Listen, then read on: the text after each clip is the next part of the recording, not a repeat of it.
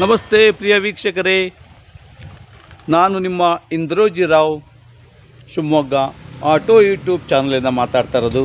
ವೀಕ್ಷಕರೇ, ಎಂದಿನಂತೆ ನಾನು ಈ ದಿನ RCB ಮತ್ತು ಡೆಲ್ಲಿ ಕ್ಯಾಪಿಟಲ್ಸ್ ನಡುವೆ ಪಂದ್ಯ ನಡೀತಾ ಇದೆ ಬೆಂಗಳೂರು ಚಿನ್ನಸ್ವಾಮಿ ಕ್ರೀಡಾಂಗಣದಲ್ಲಿ.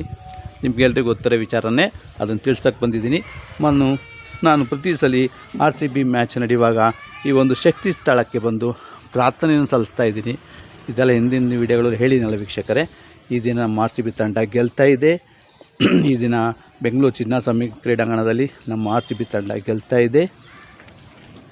ಮತ್ತು ಈ ಬಾರಿನೂ ಕಪ್ ನಮ್ಮದೇ, ವೀಕ್ಷಕರೇ.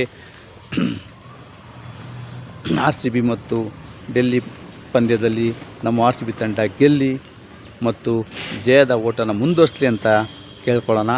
ಮತ್ತು ವಿಶೇಷವಾಗಿ ಈ ದಿನ ವೀಕ್ಷಕರೇ, ಮಧ್ಯಾಹ್ನ 2:30ಕ್ಕೆ ಪಂದ್ಯ ಪ್ರಾರಂಭ ಆಗ್ತಾಯಿದೆ.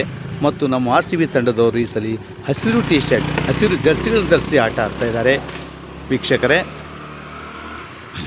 ಎಲ್ಲರೂ ತಪ್ಪದೆ ಮಧ್ಯಾಹ್ನ 2:15ಗೆ ಪ್ರಾರಂಭ ಆಗುವಂಥ ನಮ್ಮ RCB versus DC Delhi capital ವಿರುದ್ಧ ಆಡ್ತಾಯಿದೆ ಮತ್ತು RCB ಜಯ ದಾಖಲಿಸ್ತಾ ಇದೆ.